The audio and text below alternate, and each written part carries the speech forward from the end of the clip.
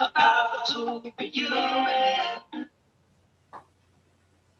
right, all right, all right. There you go.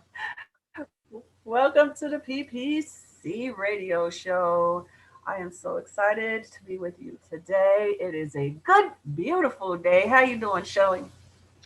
I am doing excellent. It's my birthday. Woo! It's your birthday. It's your birthday. Happy birthday. Hey, hey. I'm so Hey. happy to be with you on your birthday. And also, a friend of the show, one of our friends that is also one of our therapists, Nikki Phelps. I heard it's her birthday today, too. Yes. Happy birthday to Nikki. If she can hear us, I am very, very. It's also my grandma's birthday. We share the same birthday. Okay, well, happy birthday, Grandma. Is she in Williams? No, no, she's a gladney, but she is. We just went out to breakfast. It's our tradition. We go out to, so we all spend it together because it's our birthdays Oh, together. The- nice. What a beautiful day to have a birthday. I'm telling you, I know of climate change and all that kind of stuff, but I gotta tell you, living in the Midwest, I am happy. It's so nice outside. I know it's too warm, but I'm loving it. Okay, so I'm sure you had a beautiful breakfast because the sun is shining. It's not too cold, it was and snowing here. It was snowing. is it snowing now? It was snowing here while we were at breakfast. It Oh, started snowing. It was snowing and okay. snow was coming down, but it was start and it would stop. It would start, but the flurries are just that's just the comment. And we're expected to have snow, so but it's still a good day. It's still a good day. All right. Well, I'm excited. I'm excited that you already been having a beautiful day. And honestly, I gotta mention it. Today was inauguration day.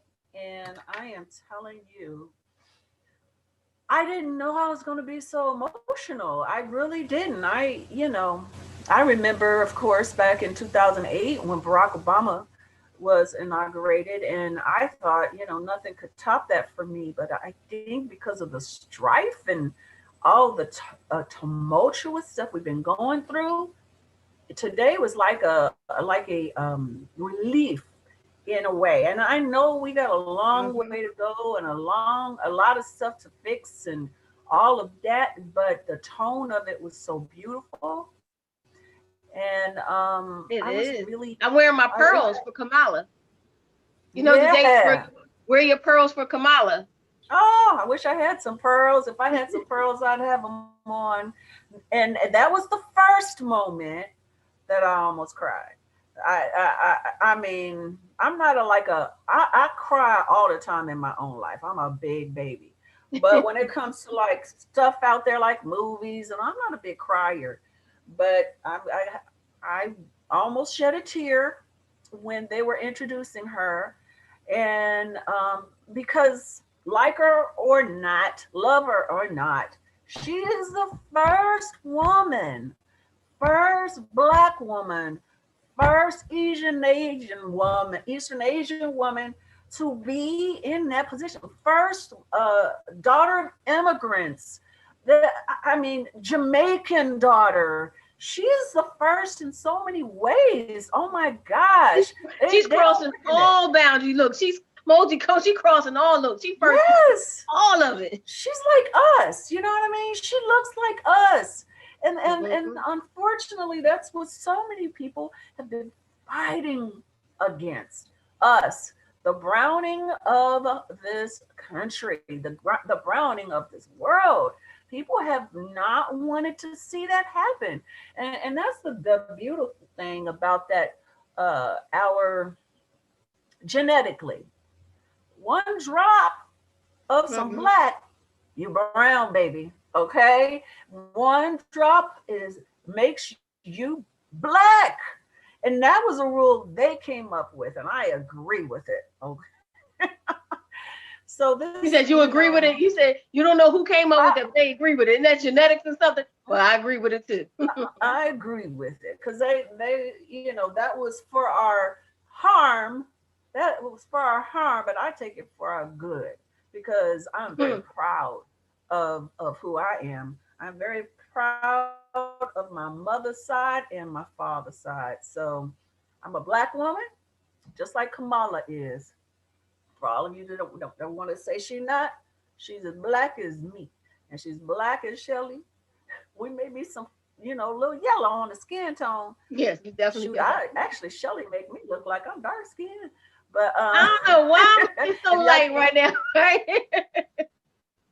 That's that it's Zoom. That's winter that Zoom right time. It's winter now. time. Oh, it's got a lot of light on you, but it doesn't matter. You are a beautiful black woman, and I'm very proud. And today's theme is game changers, changing the game. And And that's what before we Kamala is introduce doing. our guest, that is what Kamala's doing. She's She's a changing game the changer. This game. is a game changing moment in history. Game changer. She's the first. We love the game changer. So that's a perfect day, perfect segue because this is a game changing day. This day is it. It's our Mhm. history. It is. It is. And that a lot of people wanted to just I've been using this chess analogy, right?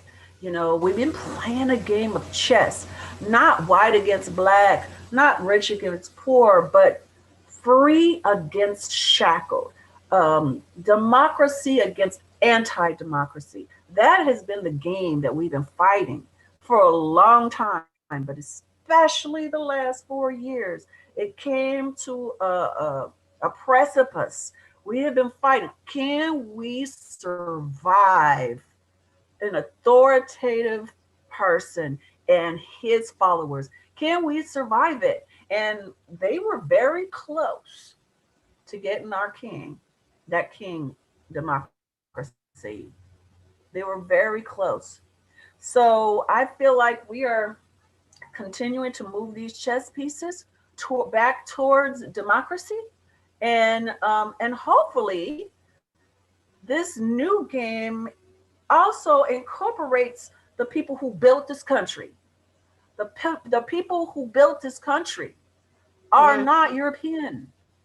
They're not European. Africans, Asians, Absolutely. Chinese built the train stuff.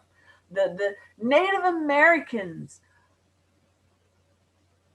Hispanics used to be in this country. It was Mexico, okay? It was So Mexico, we are yes. all a part of this nation. We are all a part, and the Europeans that came here and did all their wonderful inventing. We are all a part of this country.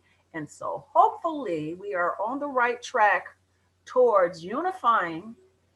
And those that aren't for unity, you can move wherever you want to go. Go somewhere. If you don't want this country as it is, which is a beautiful salad, it's not a melting pot. A melting pot indicates that you lose your history, you lose your culture, you lose who you are because you're melted together and it becomes one. No, we're salad bowl. We got different pieces. We got tomatoes and cucumbers and celery and carrots and lettuce and it goes well together. That carrot stays a carrot. It maintains its history. It maintains who it is, but it complements the lettuce. We complement each other. And I think that is the road that we need to continue on. That is the game we need to play. And because democracy, it really is fragile. It can be taken away like that. They tried to do it 2 weeks ago. Yes, They they tried to did, do but it. it didn't work. Cause I know a Mhm. God.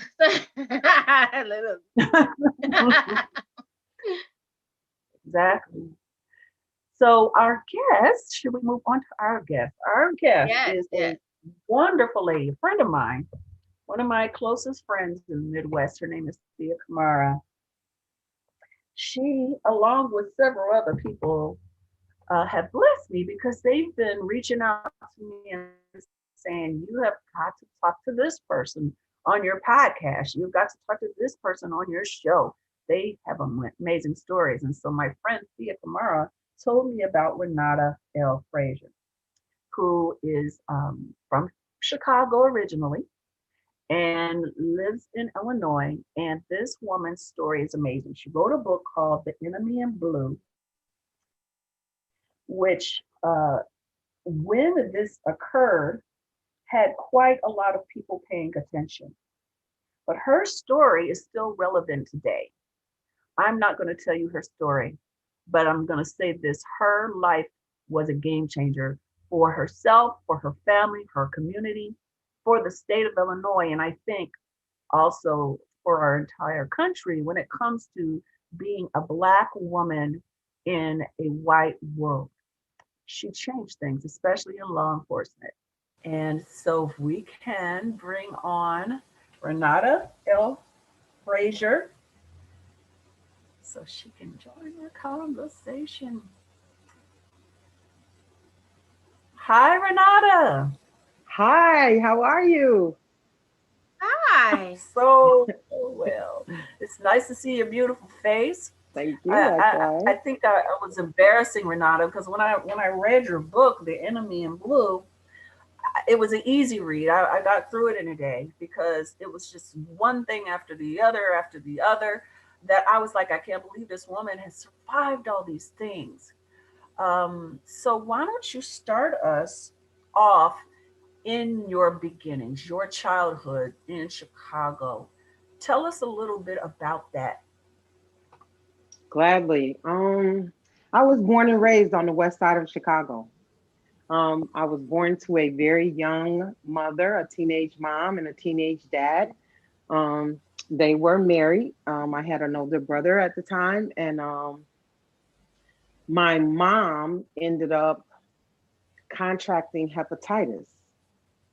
Um, Mm. and she contracted hepatitis through the use of a dirty needle. She was addicted to heroin. That was Mm. when heroin had just hit the city of Chicago really hard. Um, and she had used a dirty needle behind someone who had hepatitis, unbeknown to her. And several weeks later, she passed because of that. At the time, my mom was 22 years old. My brother was about to make six. I was getting ready to turn five for kindergarten, and my younger sister was about three. My father was an original Black Panther, as they refer to him now. So he was doing some work in the community, and he was involved with a lot of the Black Panther stuff. And here, at that time, the three of us lost my mom and my dad essentially at the same time on the same day because my dad kind of lost it and committed several crimes, some very heinous. And we ended up going into the guardianship of my great grandparents, which were my mother's grandparents. Mhm. And they raised us. And for all accounts of my childhood, I had a pretty decent childhood, barring some things that happened.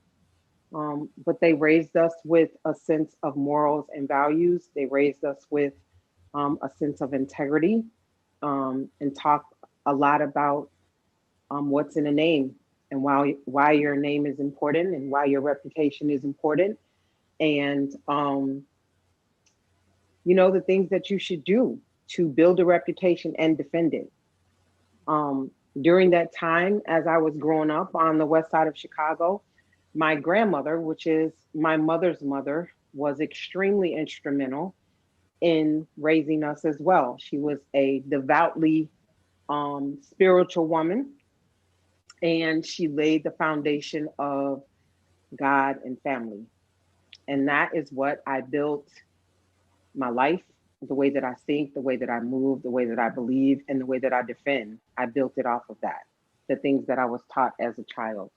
I had the opportunity to be bused to school, and some people may say, "Why do you consider that an opportunity?" Well, it gives you a very early start into the life of what diversity is about and how you learn to accept people that are different from you, how you learn to relate to them, how you learn to become friends with them and coexist with them.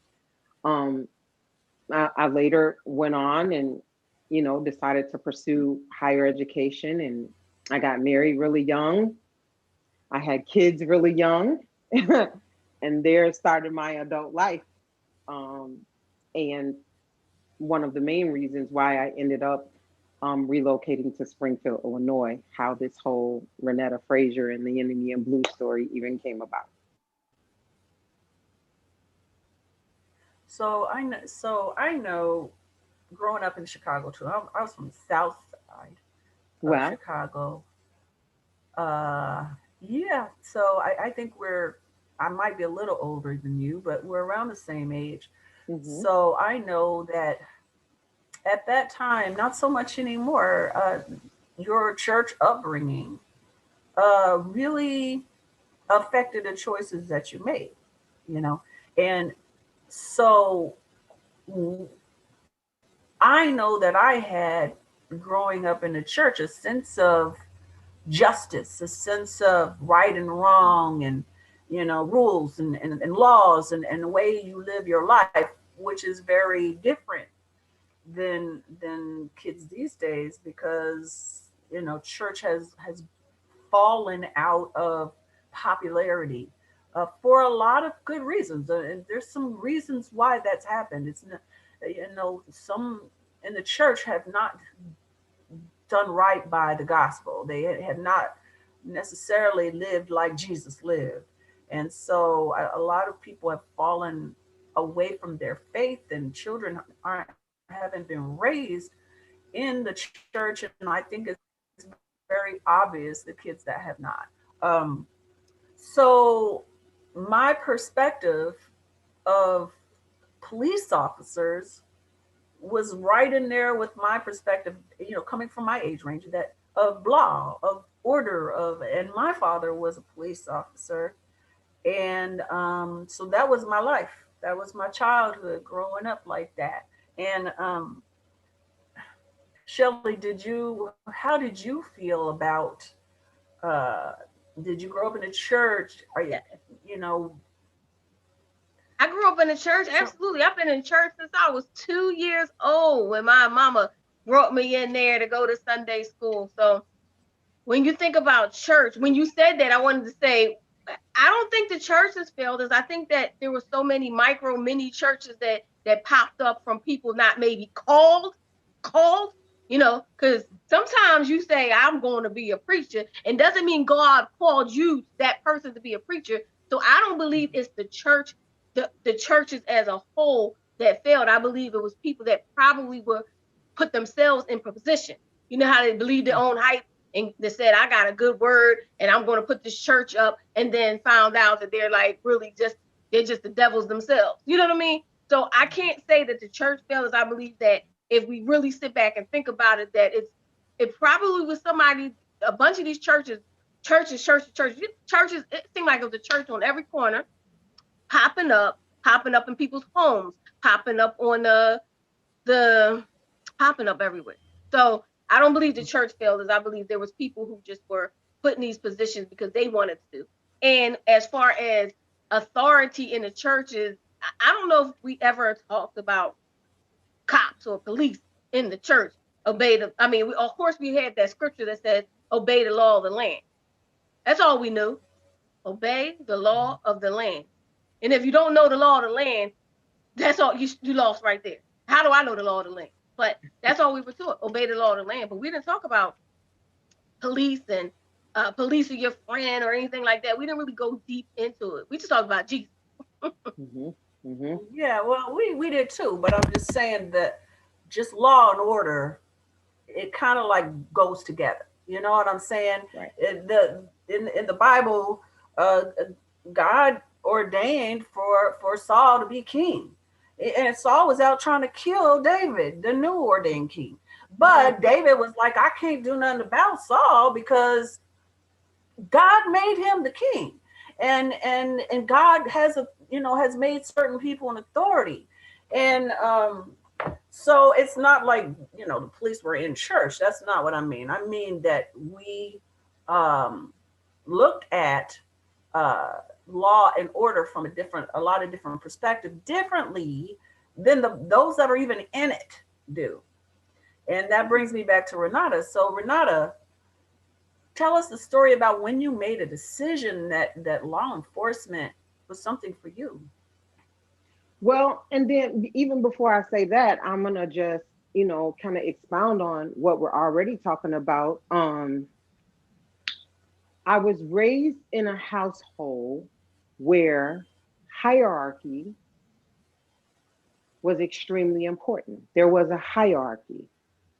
And I can venture to say that probably a lot of the reasons why we have some chaos as it relates to newer generations, younger generations, is because many homes have gotten away from hierarchy, Hmm. and it has its place.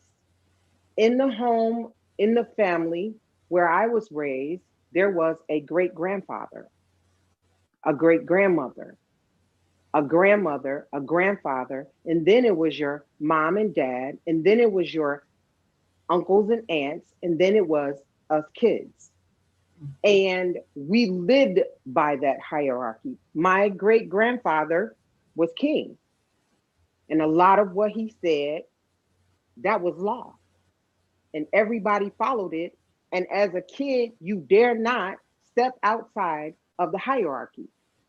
And I mean that by saying, even though lots of my aunts and uncles are younger, some of them are only a few years older than us, we still understood the respect that was due to them. We understood the respect that was due to my great grandparents and my grandparents and my parents. I didn't, we didn't, I didn't get a lot of spankings or anything like that growing up, and probably, not probably a lot because my mom and dad were not um, around, and my great grandparents raised us, so they were older and had a whole different ideology as it related to us. Did you think you How deserved one? Did you think you deserved a beating? How many times did you listen, think you deserved a beating? more times than you, I, and half of the population have hands and fingers. Now, a few times my grandmother got a hold to me, um, simply because in her mind, these are my daughter's children, and if they need their behinds beat, I'm gonna beat their behinds. But because my mom died and my dad ended up going to prison, my great grandparents felt a little sorry for us, and they saved us a lot. But we still understood that there were certain things we better not do, and some of those things were, you better not talk back. There is no back talk. You better not use the word lie. Kids don't say lie. That was like a cuss word in our house. And you dare not tell an adult that they're lying. Okay. So Hmm. also, because we were raised in church, that was more of my grandmother's thing. My grandfather was a Methodist, but he believed a lot more in um positivity, and like I said, the hierarchy, and teaching us to be proud, teaching us not to be ashamed of who we are and where we came from, the whole nine yards. So we kind of had a balance of God, church, and family hierarchy, and that balance really served me really well. Now, like you said, Cinda, you do get a sense of that because you're growing up in church and understand um who's to be respected, why they're to be respected. Sometimes it was about titles more than it was about the anointing. We understand that now. But as it relates to police officers, when I was growing up on the west side of Chicago, police officers ran it, and they were respected for a lot of reasons. Not always good, but not always bad. But we knew when the police officers rolled on our block. I stayed on the west side, right off of Gladys and Cicero. When they rolled on the block, most of the time they was just passing by. It was during the time when you could find a police officer at a neighborhood park shooting hoops with the guys. It was during a time when you could find a police officer just getting out to give a little girl a lollipop, and there was no harm in it. I developed a love for law enforcement a lot based on um, the fact that I'm really, really into the whole structure, the whole balance. And then we had police officers in our family at the time. And I just grew up very intrigued by law and medicine as a whole. In this particular time, we had a corner grocery store right across from where we lived, and I was over there that particular day with my grandmother, I believe, and I seen a black female police officer, and I was in awe. I seen lots of black male officers, but hadn't seen a black female officer, and I was in awe of her. Um, she was everything that I thought a superwoman should be. Everything around that duty belt that officers wear around their waist, it was shiny. Her shoes were shiny. She was just well put together. And I thought, oh my God, I want to do that. And I asked her, I tapped, I was a little something. She looked like a giant to me. And I tapped her on her arm or her leg or something and said, what do I have to do to be like you, to become a police officer? And she said, stay out of trouble and go to school. She didn't say a lot to me, but I was just in awe that she even took the time to speak back. And I just never forgot that. And I tried very hard. I wasn't what anyone would consider a good kid. I definitely had my mischief.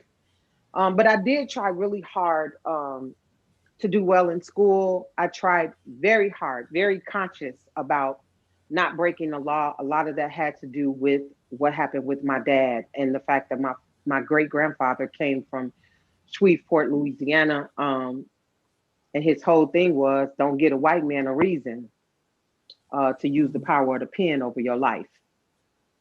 And so I governed my life by many, many wise words that I heard growing up inside my home, in my church, and in my neighborhood. You mentioned that your father was in prison. Were you able to visit him? I mean, were you able to continue to have a relationship with him, or was it just he's in prison? We're raised by our great grandparents, and that's it. It's cut off. I'm gonna give you a little backstory on that. So the night that my mother died, my father kind of lost it. My father really truly believed in his heart, even until this day. He's 73 now. Um, he got a tip. Like I said, he was an original Black Panther. So the Huey P. Newtons and the Fred Hamptons and all those were his personal friends.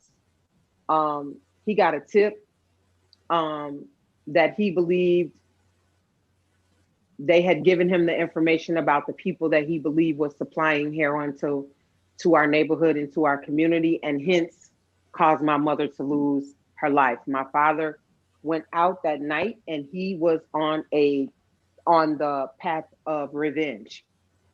And he committed the crimes that he committed. And shortly after that, my father went underground and he was on the run for 6.5 years. And he was found in Amsterdam and extradited back to the States in 1976. During that time, while he was on the run, he was one of the FBI's 10 most wanted. He was considered one of the most dangerous men in the country at that time. By the time he was brought back and it hit news, us kids were I was somewhere around 10 or 11 years old. And it interrupted our lives a little bit because we were not allowed to go to school. It was a lot of new stuff going on, and teachers were asking questions. And also, I believe that my great grandparents, to a certain extent, kind of feared for our lives. Um, we were later, provided some security by some of the Black Panthers. They would meet us at the bus stop and made sure that we were okay and things like that. Um, it was a few years after that that I kind of demanded from my great grandparents that we be allowed to visit him, because for a long time they expressed that they didn't want us to have any communication or relationship with him at all. And I believe that was out of fear more than anything else. They believed that they were protecting us. But I had reached an age where I was curious. I had a love for him that even to this day I can't explain. Um, And during that time, I had started to lose some of my paternal family members, like my father's mother had passed, and I basically told them like I refuse to allow you all to continue to keep us from my father's side of the family. And so if you guys do not let us start visiting him, I'll never forgive you for that, especially if he ends up passing in prison. Mm. My great grandfather agreed, and we started taking bus trips to visit him in prison and to get to know him. And my father is still locked up to this day. It's been 45 years. And I still have a very good relationship with him. Um, he's he's he's quite a character. You say it's So quite good. with that in mind, then, so your father, I just, the dichotomy is so crazy. Your father is in prison, and now you want to be a cop. How's that He was happen? I angry. mean, I know you saw the lady and the law and all that kind of stuff.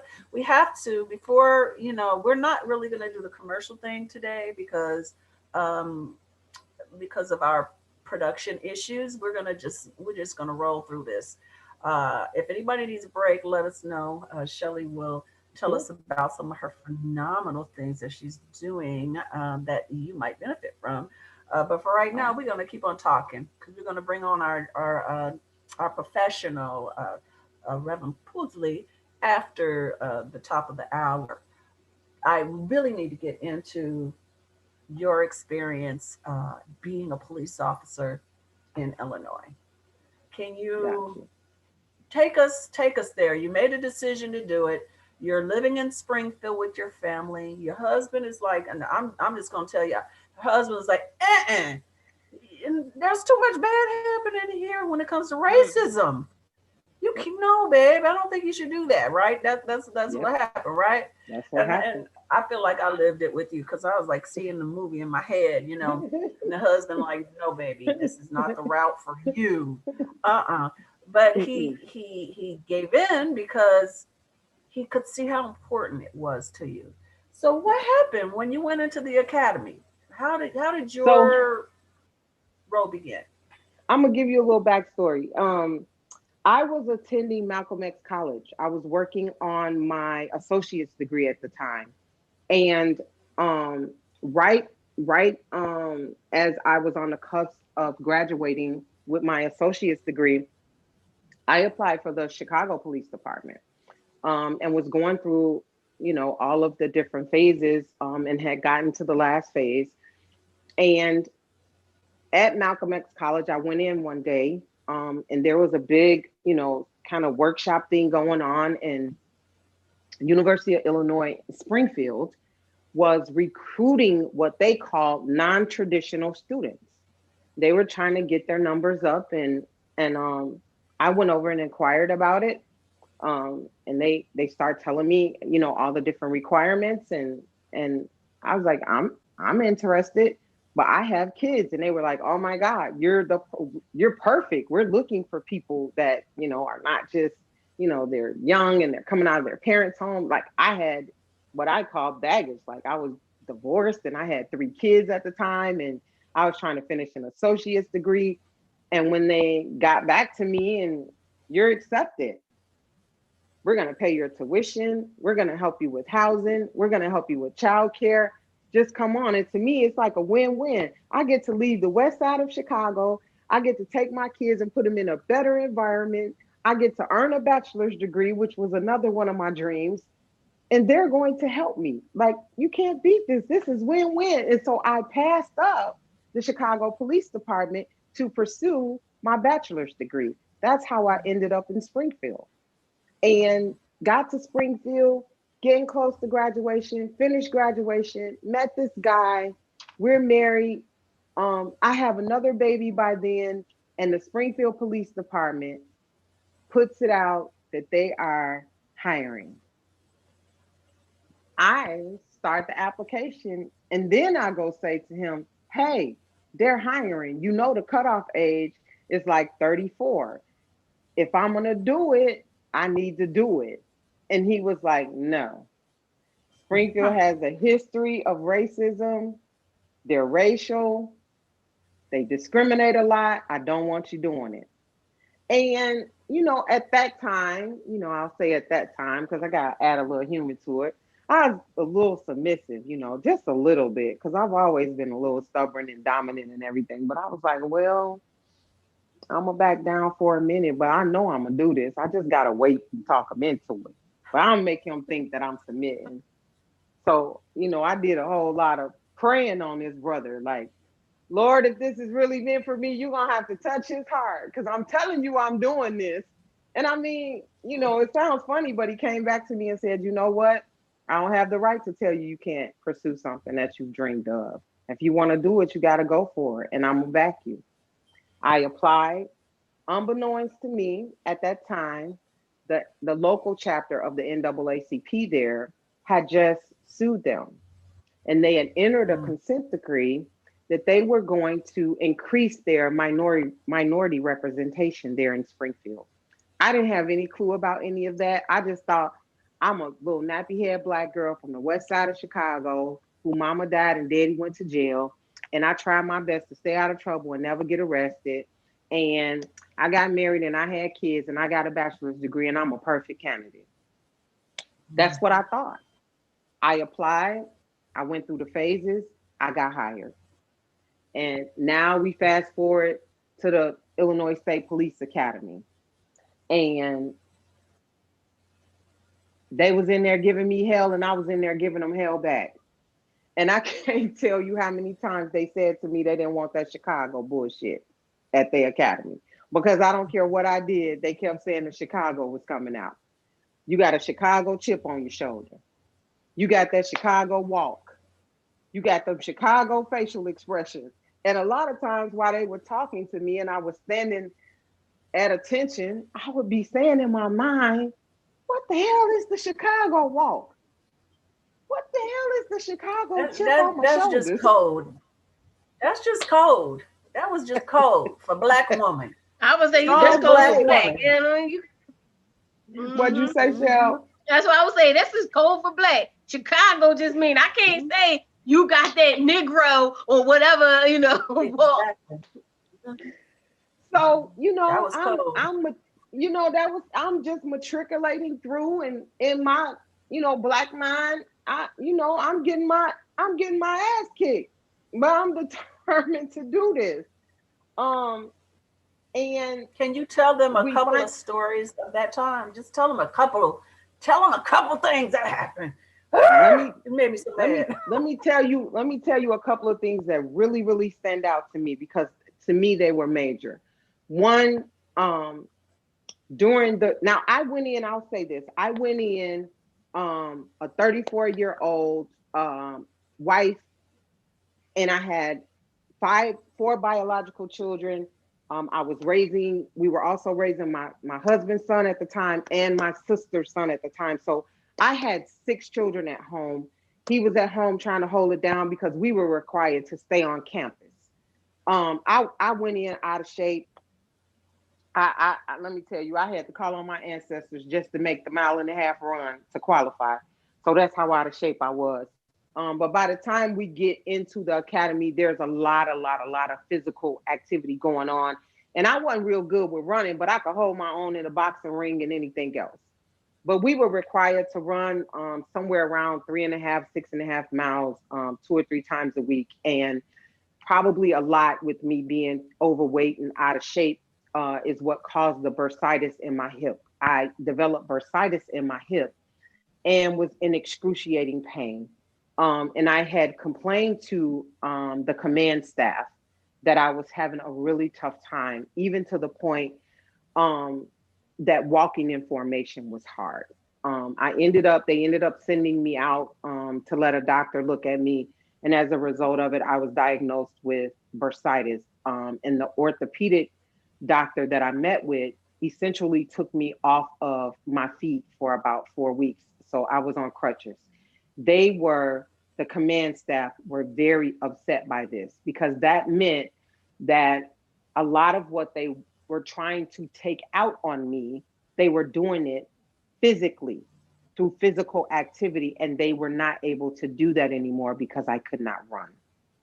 I It was could amazing. not keep up. It was amazing how they were trying to They were hurt you. literally trying to hurt me, even so much so my hip hurt so bad because we were in dormitory style type of housing, and I was assigned to the top bunk.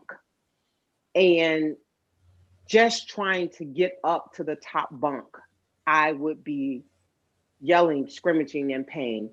And I'll never forget one of the white female officers that was also training in the academy said to me, "You know what? You can switch with me.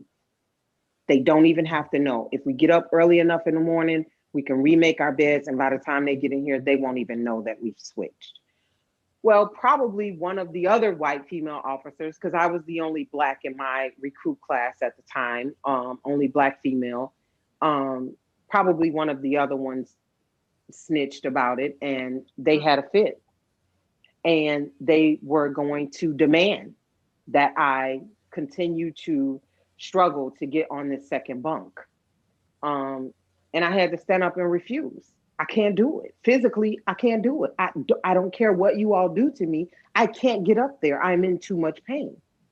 Also, I just needed to talk a little bit about the fact that they they had me on, the doctor had me on pain medication, muscle, um, you know, the whole muscle medication and everything. So a lot of times in class, which is what I excelled in, I excelled academically while I was in the police academy.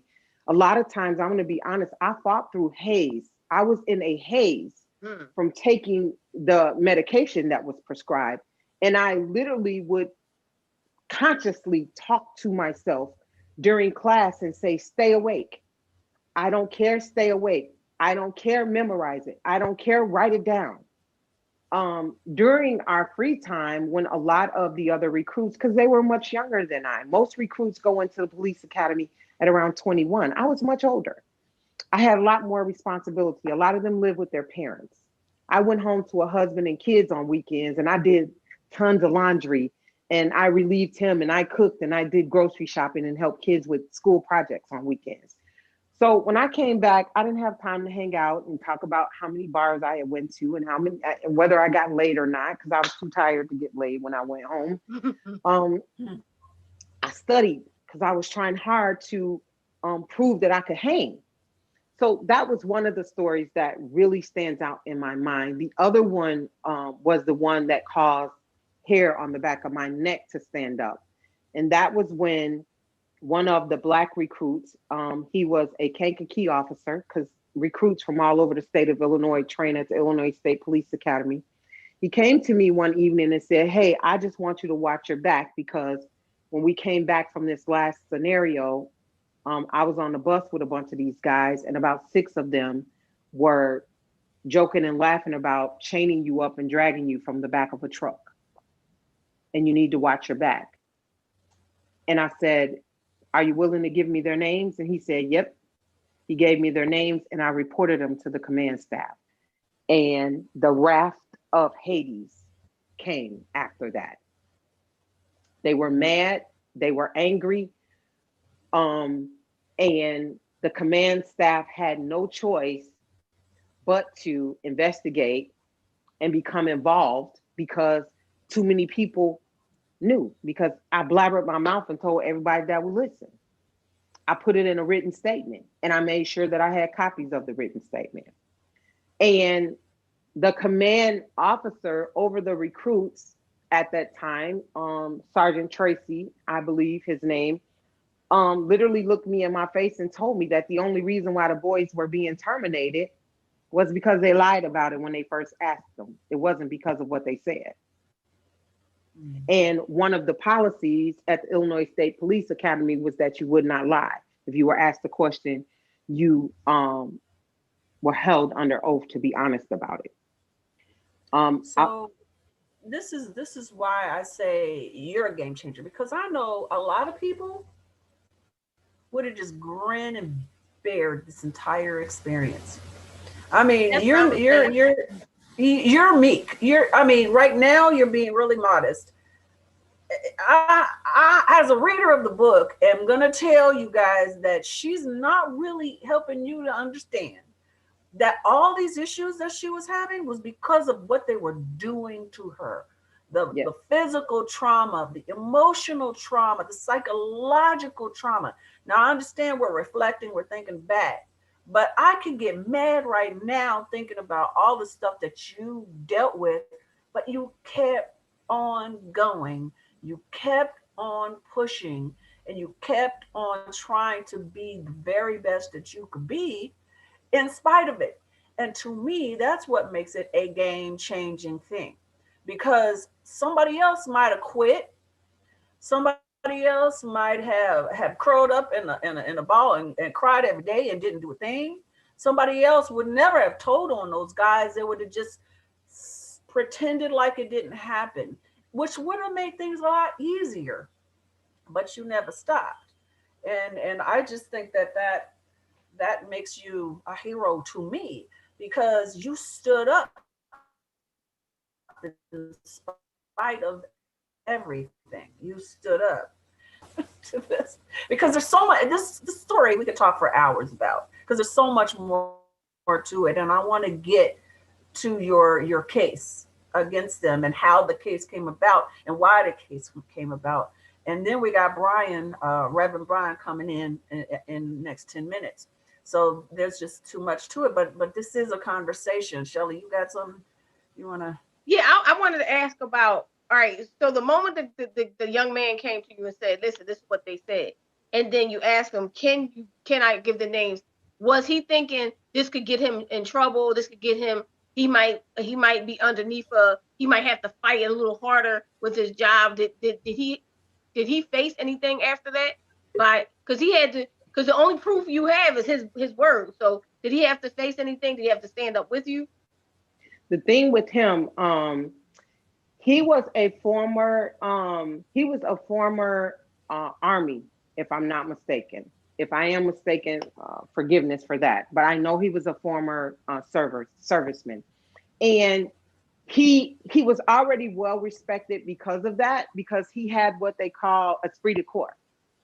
He knew how his uniform was always tight, and he knew how to march right away, and he knew the lingo, and he was already respected. Now he did tell me, he said, "I'm not afraid of them, and I dare one of them to try me." He said, "They think I'm one of them. That's why they are comfortable talking in front of me." He said, "But make no mistake about it. I know who I am." He said, "At night, I have he would take the because he was the also he led the color guard, and so there's a pole and a stick, and he was the one that walked around with it all the time. He said, "I sleep with it next to my bed because I want one of them to try me because I got something for him." So he didn't have a fear that he would get any backlash behind it, because he was kind of accepted because of that. Also, he had to write what you call a statement of truth, and the statement of truth is like the Bible in there. If you write that statement and you put your name on it, it means you are unequivocally telling the truth.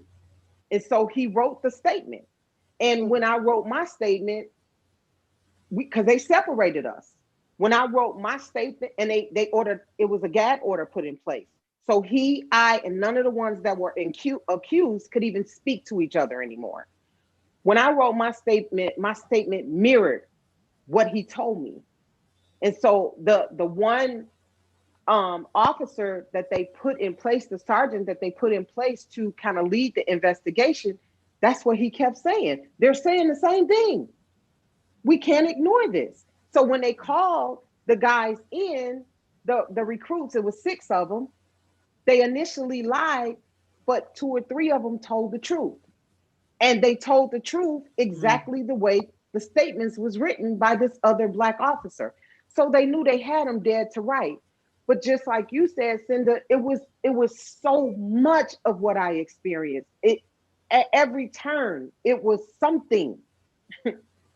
I always knew it was something, even down to the extreme physical punishment that they that I endured because I was used a lot as the punching bag, the test dummy, the let's put her we had a we every week you had something that you had to complete, and one of the weeks was boxing. But even before then, I was broken.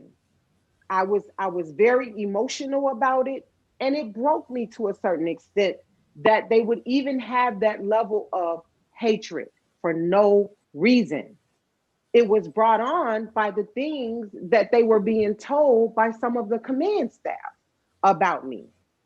Right after that, one of the one of the recruits that participated in that, I literally held his feet during a class um, exercise where we had to do push-ups, and I knew very well that he was one of them, and he had fallen behind in this physical activity, and I cheered him on. And someone asked me afterwards, why did you do that? I said, look how young this kid is.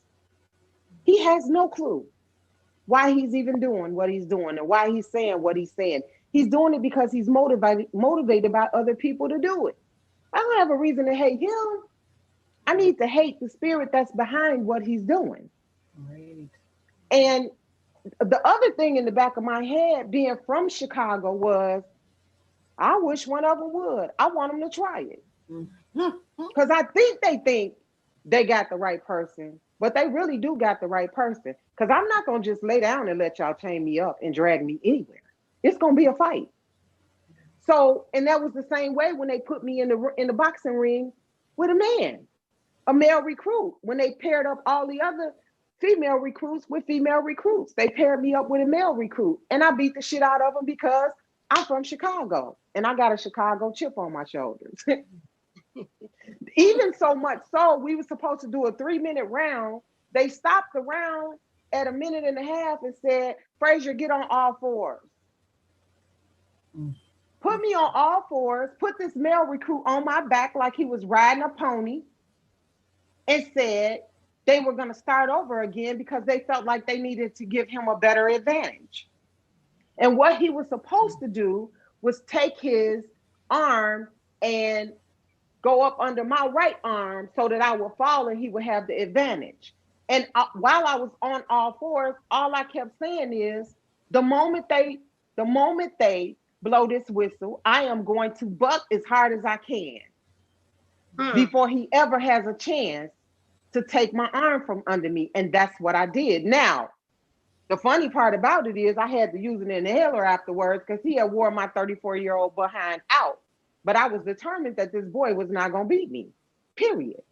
They just didn't like it. My whole motto in life since I was very young is and was rise above my life situations and circumstances. So I was one of those kind of people, I still am, that I don't care what happened, I just got to rise above it. I don't care what happened, I just can't land on my back. And if I do, I better figure out a way to get up real quick. Which And is that's a really game what changing way to be. That's how we change the world. That is how we change the world. I want to bring in, because we are at the top of the hour. Does anybody need a little break? Everybody break? We're good. Okay, cool. This just happens to be really perfect because this is a very big story. Um, but I want to bring in, because he's been waiting very patiently, Reverend Brian C. Pewsley, has been licensed to preach since 2004 at the Living Water Missionary Baptist Church in Hammond, Indiana, by Reverend Dr. Homer Walker.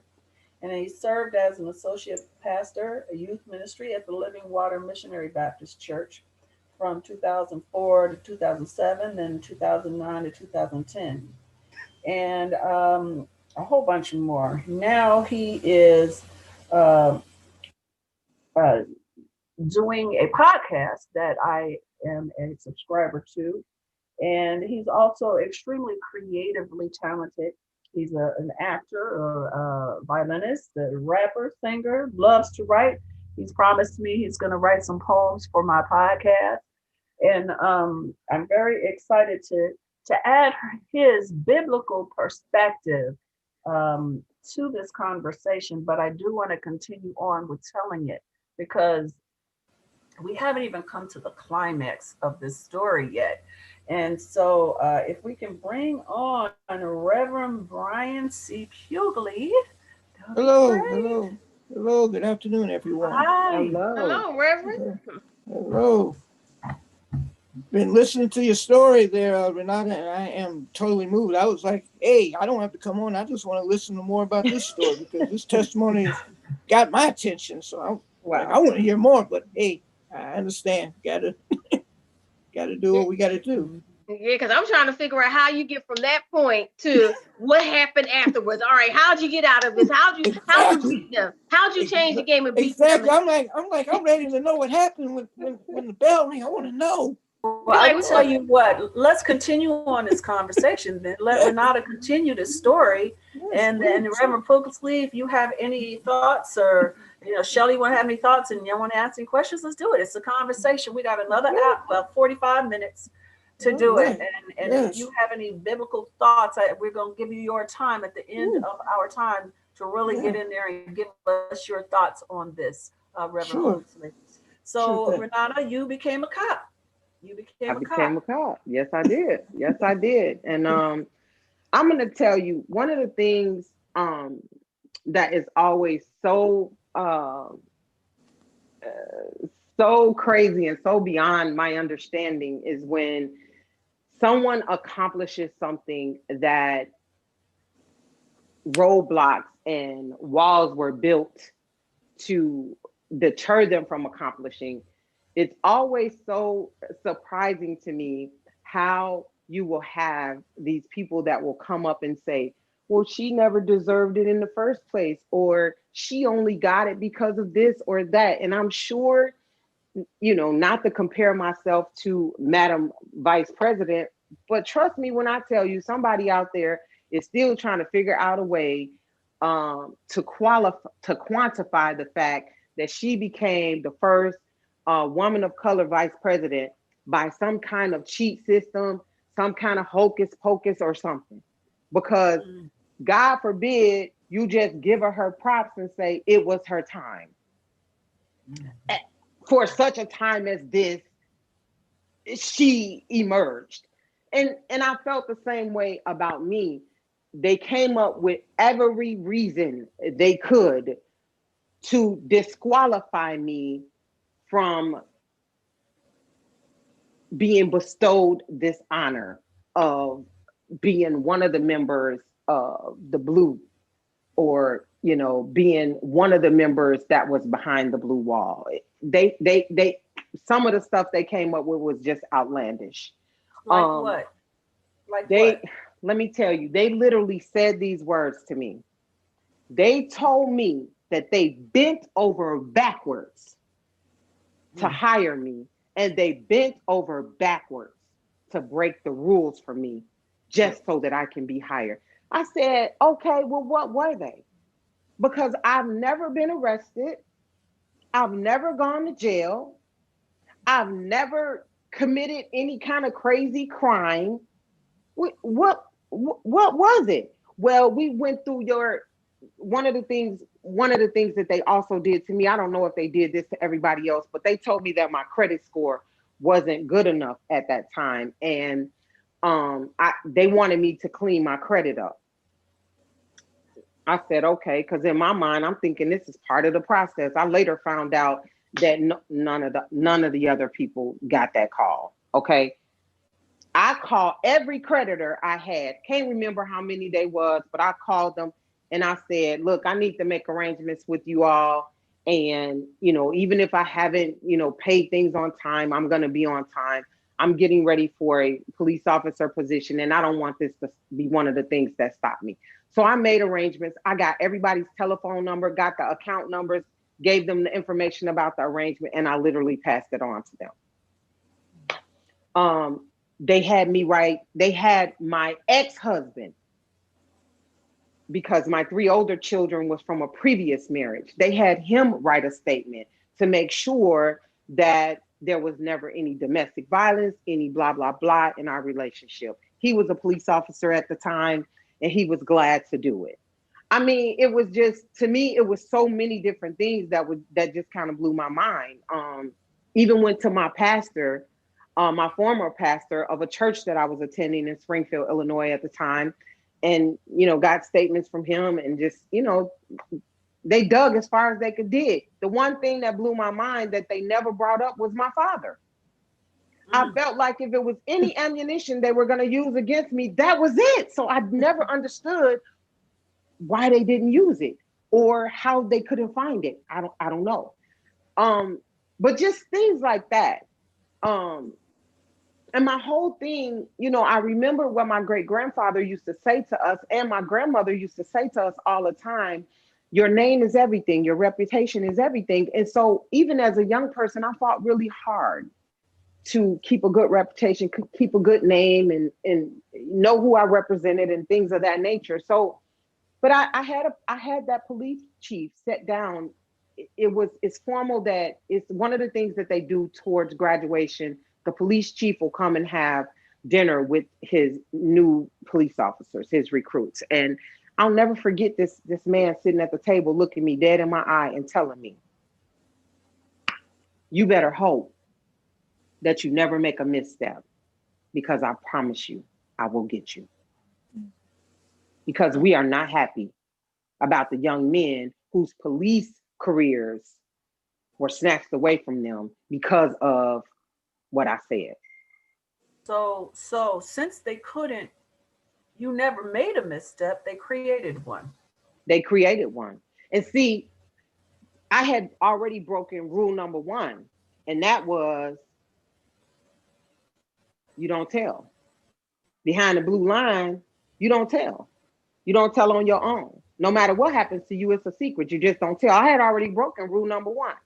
And so by the time I got back to my local department, I was already hated because I didn't keep my mouth shut about the whole chaining me up and pulling me from the back of a truck. So when I tell you they tried it all, even at the gun range. Oh, she doesn't shoot well enough. Well, we're gonna change her firearm because maybe she's having a hard time handling the firearm. I grew up shooting. I wasn't having a hard time handling the firearm. That is not true. Later on, we found out that they literally altered the trigger pull. Now, for anyone that knows anything about firearms, trigger pull is very important because the trigger pull has everything to do with how much weight is on the pull. You have some firearms where the trigger pull is really, really easy. You can literally just tap it and shoot. Some you have to use a little bit more force. With the firearm that we were using, which was a 357 automatic 6-hour, the trigger pull to me was not hard at all. But they had altered it so that when I shoot, I was not hitting the targets that I should be hitting. And what proved, now they did that at the Illinois State Police Academy. What proved that is when I got to the Springfield Police Academy, because by this time they had assigned me a mentor, Lieutenant Leah Joy, who is now retired, but I just absolutely adored her because she got me all the way together and mentored me at the same time. But she, because of the way she stood up for me and fought for me and everything, they kind of assigned one person to me out there on the range. He said, I'm going to stand right next to you and I'm going to analyze what, they feel like you're doing wrong. Stood next to me and I did well. I ended up qualifying. And then they put me in a scenario where an assailant was supposed to be running away. And as an officer, I was supposed to be stopping the assailant. Now, I kind of failed the scenario because I really wasn't supposed to shoot. But what blew their mind was that he ran away and I literally shot him 3 times. They said, wait a minute, y'all said she couldn't shoot. She just shot a moving target 3 times. What do y'all mean? So it was things like that. Like they did a lot of different things. But what catapulted me into the whole enemy in blue and really figuring out that these people are nowhere close to having my best interest at heart. This particular night, so we'll get into it. I had worked my regular shift. I had been involved in a domestic. It was very exhausting physically. And I was supposed to be getting off for this shift. And I got a call that they were holding me over for mandatory overtime. And I went back and forth with this lieutenant about it, and said, nope, that's not protocol. That's outside of the standard operating procedures. There are officers that are my junior, I'm the senior officer, and they are the ones that should be held over, not me. Well, you're going to be held over. So I was held over. Now, also keeping in mind that I'm being held over, so I'm working an extra shift that I'm not normally assigned to, so I should not be lead on any calls. I should be backup. Well, I get a call that there is suspicious activity, and I'm calling for my backup. My backup is not responding. I'm not lead on the call, but I get to the call anyway, and there's nothing going on. I'm shining my lights. I don't see anything. I'm doing the surveillance. I don't see anything. I get on the radio and say, dispatch, call the caller, the complainant, call them and see if they want to meet in person with the officer. Dispatch comes back to me and said, I got voicemail. I sit for a little while longer, then dispatch gets on and say, clear the call, go to another call. That's what I did. The next day, I am being called in the lieutenant's office. This was a Black lieutenant. And he's telling me that reports came in that night that another white police officer's daughter was raped, and I am being accused and investigated for failing to prevent the rape. I'm like, what rape? I wasn't sent to a rape. I was never dispatched to a rape call. Come to find out, the call that I was sent to, that the dispatcher described as suspicious activity, this was that call. So that's how the whole story even came about. And so I'm snatched off the street. I'm placed on administrative on the desk while they investigate. And then it became very apparent to me that this was going to be a witch hunt. It was going to be a witch hunt. I was getting a lot of just the bad stares and getting yelled at in squad meetings and everything, because this had been kind of put out throughout the entire department. And also, not only that, they weren't doing it privately. So not only were you not safe at work, you weren't safe in the community. You were a pariah. You were being mistreated because you participated or didn't help a white child that was being raped. But was the child really raped? Was the case really real? Was the child really raped, or was this a fictitious report? So let me say this. Dusty Rhodes was the investigative reporter that really broke my story. Now, there was other people that got the notoriety and they got the recognition. But to be honest with you, Dusty Rhodes was the investigative reporter that really broke this story, that really shed light on the truth and the dynamics of my story. Dusty Rhodes was able to go behind the blue line and talk to people that told her things that helped her put together the dynamics of this story.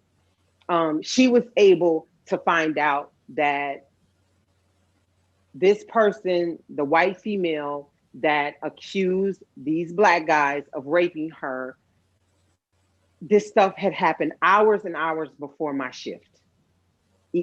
Hours before.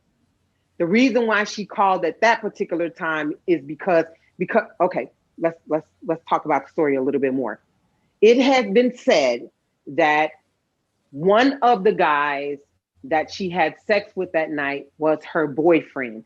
He had a lot of friends that he kind of pimped her out to. And supposedly these boys ran what they call a train on this girl with her permission. They had partied that day. They had drank. They had got high that day. After some of this happened, some of the other guys came back and started knocking on her door, because it's one of those things like, hey, you gave them some, we want some too. One of those guys she had consensual sex with. He was the only one out of all the guys that wore a condom. What I honestly believe in my mind after I read all of the police reports, because once my attorney was successful in getting the FOIA report, I was able to read the police reports. Now, some of the stuff had been redacted because there's some medical stuff in there as well. And we'll talk about that, how the department violated the HIPAA laws, even on me, with me as it relates to my case. But once I was able to read all of the statements, including the quote unquote victim, her statements, the statements of some of the guys, the descriptions of them in the whole 9 yards, the whole scenario, how it was set up and everything, I came to realize and understand that what really happened, probably more than anything, was with this last guy that she had sex with, the thing that irritated her beyond anything, and they didn't say this plainly, these are my speculations based on what I read. I honestly believe that this last guy forced her to have anal sex. So if that be true from what I read and what I understood by all of the medical stuff,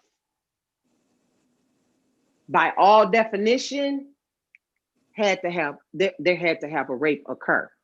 Because if she consented to everything else and decided that part she didn't want to do, there's rape. So I agree with that. And I've never said one time, well, she wasn't raped, because I really wasn't there. I can only speculate and put the story together in my mind according to the statements, the timelines, and all that stuff. But even as we're going through this case and I am fighting for my life, my reputation, my name, my career, one of the things, because by this time, I have obtained an attorney, Courtney Cox, and one of the things that Courtney Cox kept saying is, I don't care what you people say. If there had truly been a rape and you thought that from a white female perpetrated on by some black guys, why hasn't an arrest been made? She named the people. You collected DNA evidence. You're so worried about getting Renetta Frazier that you're not even focusing on the fact that this girl was saying she was raped. And once Courtney came out with that, then all of a sudden, well, we're going to make an arrest, because out of all the people that she named, this one person, we had his DNA. And that's how that guy ended up getting arrested. And that's how he ended up serving time. And it wasn't even him. And she actually said it wasn't him.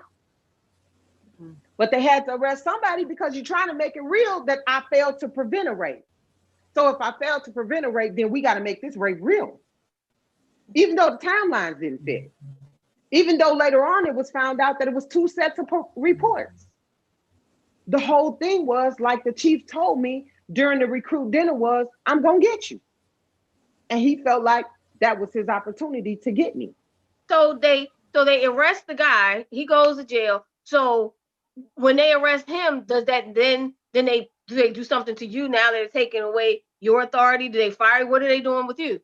No, because really, to be honest with you, they arrested him, but it kind of went under the radar because it really wasn't about him. It really wasn't about him. They didn't even make that their main, it wasn't even a story. The whole thing was about taking any credibility that I had away. The whole thing was about proving to everybody else that we should have never hired her in the first place. That's what it was about. It was about taking away a career that they didn't feel like I deserved. So I'm gonna say, if it's kind of hard to see, if you can see this is the cover. I don't know if you can see it. Okay, The Enemy in Blue. The Enemy in Blue, the Renata Fraser story. That's what you got to get to read this To entire really story. get to the details, right? To really get Yes. into the nitty gritty, please go and buy this book by She and Courtney W. Mitchell. And there's a forward in it by Tavis Smiley. You got to read the book. Long story short, because I do want to have some conversation with Brian about this, Reverend Brian. Um, Renata, she wins her case eventually, and I'm hoping she got a whole lot of money for what they did because she did do a I hope civil so too. lawsuit. She did a civil lawsuit, and after a long time, moving, homelessness, all kind of stuff, she won. She changed the game. She changed the game. And you've got to read the book in order to. And she said some things today that I didn't know that weren't in the book. So I feel very special. Some new information, especially about the case. Um, but she changed the game. But one of the things I want to mention now that she hasn't talked about, and the reason why I bring it up is because, and the reason why I asked Reverend Brian Puthlis to be here today, is the spiritual trauma that you went through. You went through the physical trauma.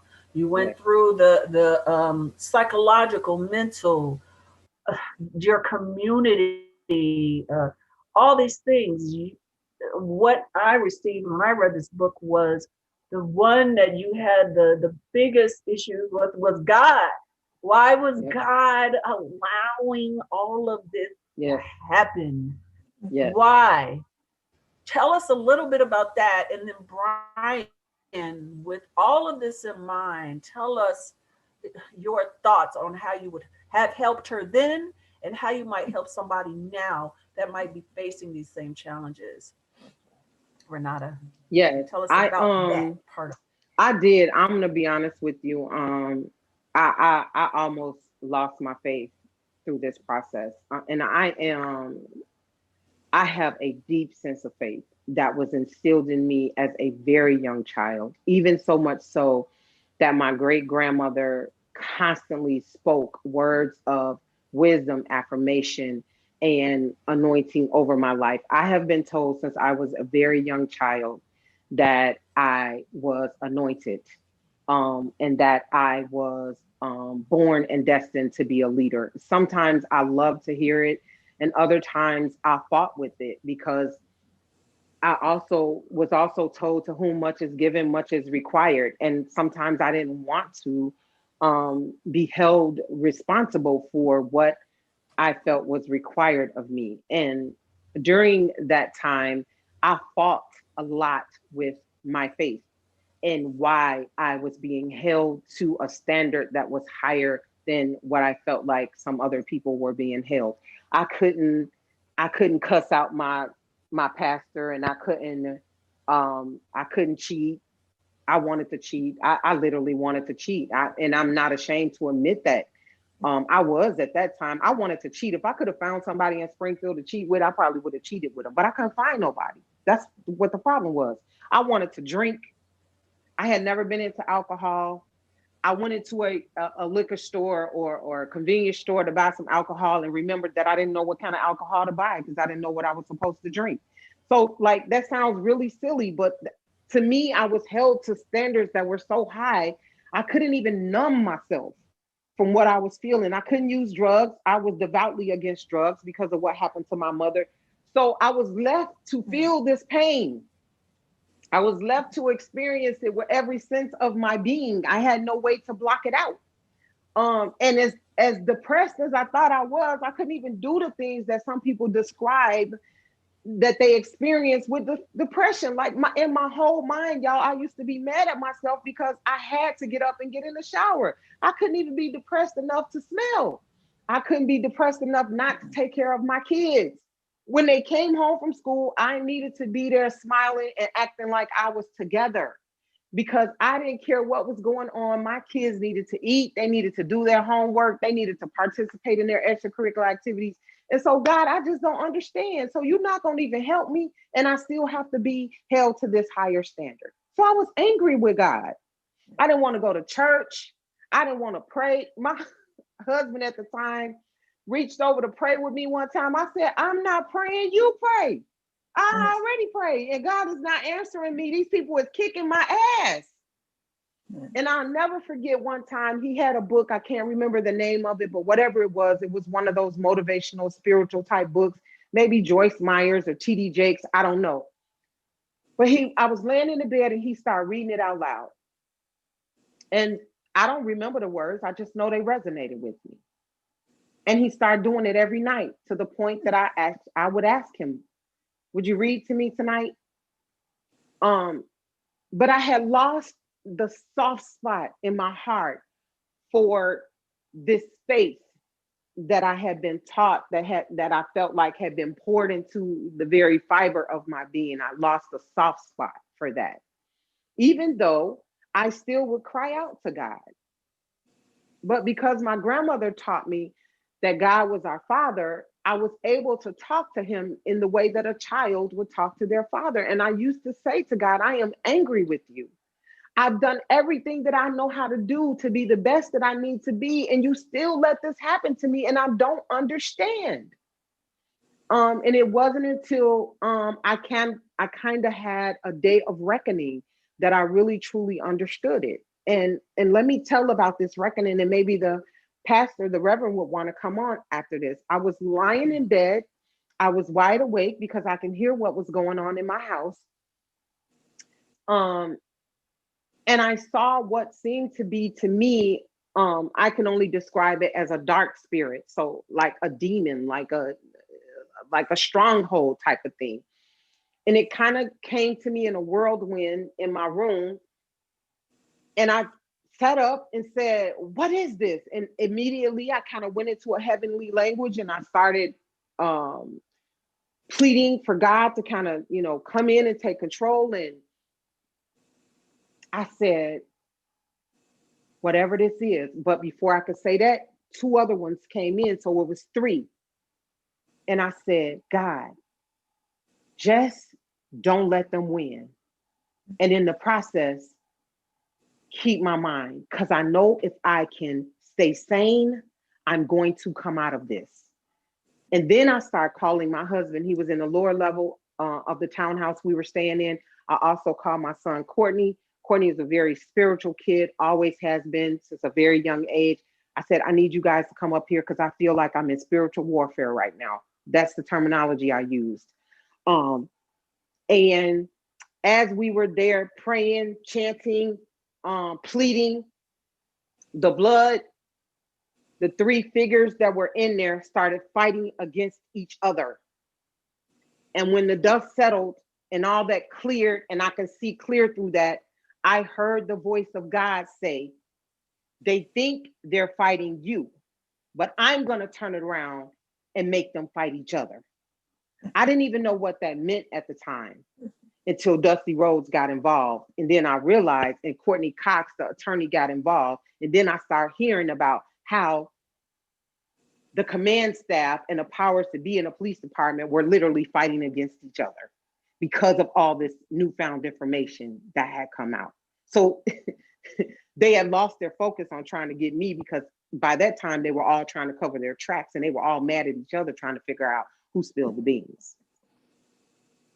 Found yourself back to your faith. I mean, I've been there. I'm sure, Shelly, I'm sure we've all been there. I think I read something you said, or I listened to one of your sermons, Brian, and you were talking about that having faith and understanding that there is a God that's in control of everything doesn't stop the anger and the frustration with when you're trying to live this life that you believe that God wants you to live, and you are still being beat down. And then you watch the Trumps of the world who with every word out of their mouth are trying to hurt and harm, but are rich and famous and getting away with everything, and to have the faith to understand that is not what you see, is not reality. So can you speak to that, Reverend Poosley? Because we have like 17 minutes before we got to wrap this up and then go to our music mix that DJ Joe Storm has for us, and I really want to hear from you on this. Well, yeah. Well, one of the first words, the word that came to me when I heard about your story, Renata, was adversity, and Yeah. and I had pulled up some scriptures to reflect on adversity, and when you just said just now, just pulled out a couple that I was wanted to just bring to the masses, is from Job, like the one from Job 36:15, where it says, "He delivers the afflicted by their affliction and opens their ear by adversity." That means you were feeling afflicted, but he was also opening your ear to hear from him. You didn't see it at that time, and you probably didn't feel it until the Lord brought it upon your husband to read those words to you, whatever those words may have been. He wanted to prick your heart because he knew that your heart was hurt. He heard your cry. It's just that you were looking at that time, you were looking for immediate gratification, immediate satisfaction from, it's like, Lord, I want this right now. Please stop it right now. The Lord was trying to tell you, I'm working on it. Don't worry about it. But at that time, I know I can understand that we all gone through it. I know I have, because there's some times that I go through and I'm like, oh, Lord, please help me right now. But you know what? Lord, sometimes he has three answers for you. Yes, no, and wait. And so one of the other things that popped out was Isaiah 48:10, where he says, "See, I have refined you, but not like silver. I have tested you in the furnace of adversity." Pretty much is what that is saying. He was testing you. You wanted to, and a lot of us don't want to hear that. That why are we being put up for a test every time? But when you are a believer, you're gonna get tested a whole lot harder, especially if you were called and anointed to be a leader, because because devil's gonna attack you a whole lot harder than he's gonna attack some of those other people out there that are going through what you think are going through the same things you're going through. So guess what? You rose above this and you succeeded in a way that not even your enemies could have ever thought of. They were there, they were your footstool to get up there, to get higher. So believe it or not, that's pretty much all I can really add on to it. But a lot of us go through this adversity every day. That's the key word, is adversity. But guess what? It's a healthy adversity, because guess what? We still survive to see the next chapter. A lot of us don't get to see the next chapter. Yes. And so therefore, and this has become your testimony. Your book is your testimony. And guess what? You coming on the show right now today is your testimony, to let everyone know that there's someone out there that's going through what you went through, but they don't know where to go. But guess what? If they're listening today, and if they go to the bookstore, go online to pick up the ebook or whatever, they got your story. They got a testimony like, wait a minute, this person got through this. Maybe now I can. Now I got the key. You planted the seed. In other words, you became a seed planter for someone else's victory. So you got to remember that you are the victory. You're victorious in this, and so therefore you're coming on here today to share your story even more fully than you did beforehand. Ooh, that. Praise God for that right then and there. So God has used you in a way that you may even know was possible, not just by surviving the case and going through all that adversity, writing the book, now coming on here. Guess what? You planted a seed in me. Guess what? I'm about to buy your book. So I'm going to be reading that. I want to buy your book. I have a question for. Sure. It's a two-part. So let's go back to the beginning when Renata said she prayed and said, "God, change my husband's mind, and I'm going to do this regardless." So was it God's perfect will that she became this police officer, or was it his permissive will because she was going to do it regardless? So did you ever go back to that thought to say to yourself, was it God's perfect will for you to pursue this, or was it his permissive? Because you said, regardless, I'm going to do it. Change the man's mind, my husband, sorry. Change your husband's mind, but I'm going to do it regardless. So maybe it was his permissive will. So, Pastor or Renata, did you ever think about that? Well, for me, and I do understand that there are lots of different beliefs, and I respect people's beliefs and their belief system. For me, I believe that God's will is God's will. I grew up listening to or being taught there is a perfect will and a permissive will. And for me, my interpretation of that goes back to us having free will. But God's will is still his will. And even though we have free will, like he doesn't, he doesn't drop boulders in our path, not actual boulders in our path to stop us from doing something. We're just determined to do it. Knowing that there's gonna be consequences, whether they're good or bad. But by the same token, I honestly believe that it was God's perfect will. I believe with everything that's in me is that I was born for such a time as that and such a time as this. I believe that every single thing that happens to me, especially to certain magnitudes, were in the plan for who I am and who I'm truly destined to become. Um, I don't think anybody else could have been chosen.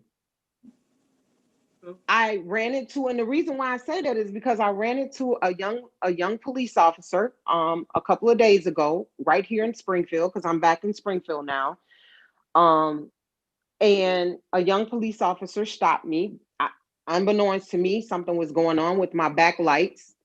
And I just kind of casually, nonchalantly handed my driver's license and everything outside the window, didn't even make eye contact. Because all I kept saying is, I don't want this. And I'm just being honest. So this is not to offend anyone, but we're family now. And if you're listening to me, you got to know that Renetta Frazier can be extremely outspoken, and I don't pull no punches about certain things. I was thinking in my mind, this is one of these young white boy cops. I don't really want to have no conversation with him, because if he say something slick, it's gonna end up being a whole nother Renetta Frazier story. So I try to get the jump on him and just hand my driver's license out so he could go ahead and run it and come back and let me go. And I handed the license out and I heard a squeal. Oh, oh my God, are you the Renetta Frazier? And so it led me to put my head out the window, and it's a little short, little black female police officer. I was beyond happy to meet her, as she was beyond happy to meet me. And she said, "Oh my God, you are a trailblazer. You paved the way. I'm here because of you." Wow. She said, "Can I give you a hug?" I jumped out and grabbed her and hugged her. She's 25 years old. I'm not going to say her name because I don't want her to embarrass her or get her in any trouble. But I looked at her and told her, "Indeed I am." "Where are you from?" She said, "Chicago." I said, "What are you doing here?" She said, "I graduated from UIS." I said, "Oh my God, you are me." I said, "How are you treating me?" We won't go into how are they treating you? We won't go into what she said again. I don't want to get her in any trouble.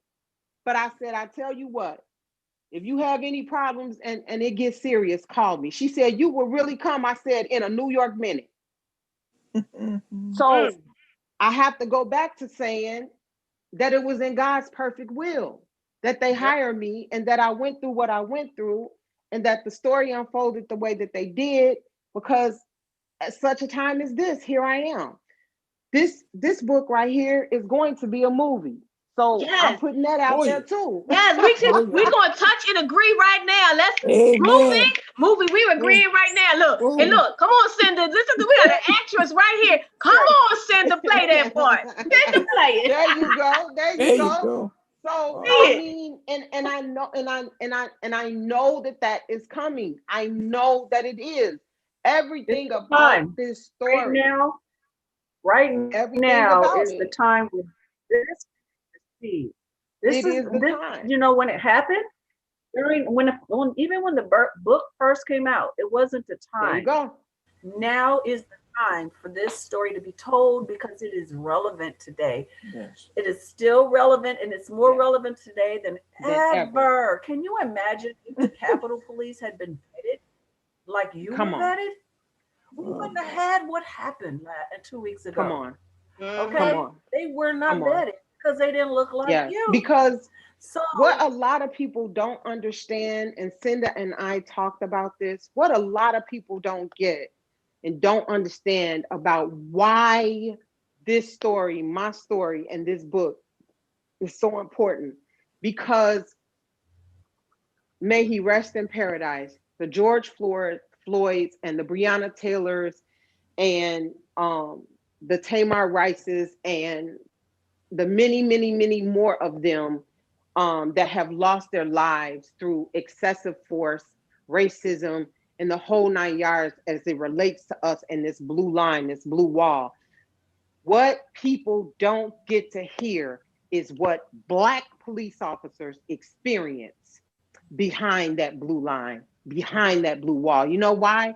Because a lot of us, and I'll say us because I've been there, we don't want to talk about, are afraid to talk about what happens to us. Number one, we're going to lose our jobs, we'll lose our careers, they'll blackball us, they will make sure we never have a career in law enforcement again, they will kill us, they will tarnish our names, our children, our husbands, our families will suffer because of it. So just like the young woman that I met a couple of days ago, I also met a lot of Black police officers, both male and female, on my book promotion journey that have these stories that they will not speak about publicly out of fear and out of a lot of other things. you But let can me tell you can tell this story. And and when I did my podcast, when George Floyd was killed, my father was um he was on his way out of this realm. And so I told a story from my father's perspective. It was right after he passed away, and about his time as a cop and how things were. And I did not tell the negative stories. I told about how the racism that he experienced and all this kind of stuff. And you can go back and listen to that podcast if you like. But That's promoted. Yeah. you have this story that now is more relevant than ever, and we're going to see it done. And we're going to claim it's going to be done. And if we're involved, amen. If we're not, whoever does it can do it. Maybe I'll help you write the you script. have to be involved. I mean, look, she can write scripts. She can listen. Why And not? listen, I will share my script with you because I've already wrote the movie script for it, and I will share it with you. And so, yes, I wrote. Listen to me. We'll talk about this that. movie script. I wrote this movie script a few years back. Because I'm telling you all, just like the pastor said about adversity, I wrote this movie script a few years back. The thing that's so beautiful and crazy about this story, it's an evergreen story. It hasn't gotten old. You know what I mean? And so I wrote the script. I tried to write it in a way that it would. I did a writing workshop for scripts and all that stuff like that. And one of the things that stood out in my mind is they said that it should be the audience should experience the hamburger effect. When a hamburger comes across the screen in a movie, you should be able to see it, taste it, touch it, smell it. And I wrote this script in a way that people should be able to see it, taste it, touch it, and smell it. I want you to laugh and cry, get angry, ask questions, be upset, have some feelings of rage, because all of those things, all of those feelings and emotions, I experienced them during this ordeal. And it's And time so to I now prayed is about the it. time. Now is the time. I'm sorry, I'm going to wrap this up. We could, like I said, Can I ask one more question before you wrap it up? One more question. Okay. Your children, how have they been affected? I don't know if that's in the book, but did this affect their lives and how did it affect their lives? Because I'm sure they got the same ridicule you get. That's you're the mother, that's your mother doing this. Yes, it's your mother. Did they go through it? Yes, you know what? My children's lives were affected by it. because they were going to school. They were the older ones were in high school at the time. My baby boy was in he was in grade school, but still it's been an honor and a privilege. Out of all of that, my older twin, because the older two are twins, my older twin ended up going to the United States Marines, and then when he came out, he ended up being a police officer with Atlanta Police Department for 6 years. He served and did very well. He's now one of the partners in a restaurant that we own here in Springfield, Illinois. But my kids were affected. They had bouts of anger. They had bouts of sadness. They had bouts of embarrassment because they were going to school and they were hearing about this. Newspaper articles at school on teachers' desk, and my daughter was extremely emotional. You have to remember to be reminded about the illegal eviction that occurred during this ordeal. The day that we were illegally evicted by the Springfield Police Department, my older sons were turning 16 years old. And we had to have a whole conversation with them. Read the book. Read the book. What's the Enemy in Blue? The Enemy in Blue. The Renata Frazier story by Renata L. Frazier and Courtney W. Mitchell. Read the book. Get it on Amazon today. And as Eddie would say, or DJ Kid Disco would say, Mama got to take care of some business soon. So, Mama, wait, I can play your intro so you can go take care of your business, because once we put the music on, we gotta just listen to the music. You want me to play your intro? That's legal. Sure, we can do that. But I want to say thank you to Reverend Poosley for joining us, and thank you so much, Reverend, for joining us. I can't wait for people will listen to this. And they will go forward and listen to this. It's because it's archived, and hopefully this will open the doors to this story being told on a larger stage of a film. And you do, Shelly, you take us out, and love you guys. I'll be back. Love you too. All right, bless you all. All right, I bless you, everybody. And I want to write about. I'll write about it in the newspaper. Somebody got to learn about it. I got you. There you go. There you go. I'm gonna turn this intro on.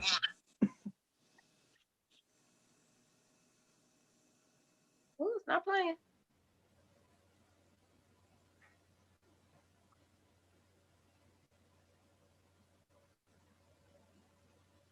Oh, I can't hear it. Do you hear it? No music. All right, we are still live over the radio. We're still live on Facebook. I'm gonna get this intro to play but it is, for some reason, it's not playing. Oh my goodness, why won't it play? But while we're here, since Renata's here, Renata, it's so awesome. I would love to definitely tell the readers about it in the newspaper, about your story. There it is. PPC, PPC, PPC, yeah. PPC, PPC, CPC, yeah. Join me so we can grow together. Conversation, get that healing. Let them know what they're missing. Share with your best friend. Tell them come hear this, yeah. Don't you jealous your blessings, powerful lessons, true confessions, yeah. BBC, yeah. A powerful tool for you, yeah. BBC, yeah. A powerful tool for you, yeah. BBC, yeah. A powerful tool for you, yeah. BBC, yeah. A powerful tool for you, yeah. All right. This has been PPC Radio Show with our guest, Renata Frazier. Awesome. Go buy her book, which is, all right, The there Enemy you go. in Blue. The Enemy right in Blue. on time. Aren't you right on time? The Enemy in Blue. We're going to go now to DJ Storm's music. We got the mix, and hopefully you can hear it in a minute. Give me a second. So here we go. The music is coming. Yes, yes, music. DJ Storm, thank you so. DJ Joe Storm, thank you so much for everything. We about to. Hey, when I'm home, car, or out, that I love my soul, brother. DJ Joe Storm. Storm. Storm. Storm. Got a reputation. Ah, that must be difficult. What? Breaking it.